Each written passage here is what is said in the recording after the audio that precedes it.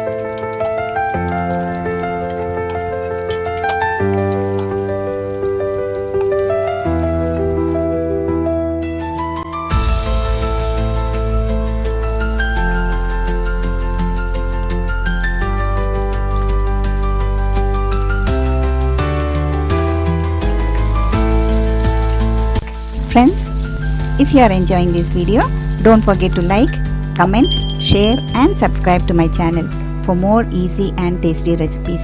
And tap the bell icon so you never miss an update.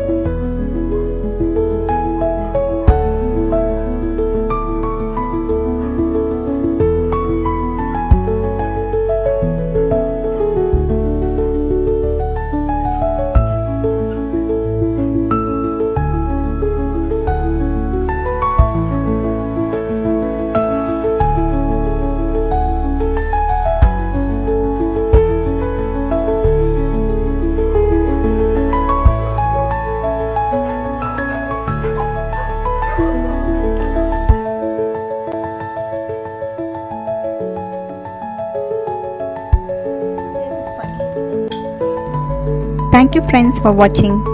Until the next video, happy cooking.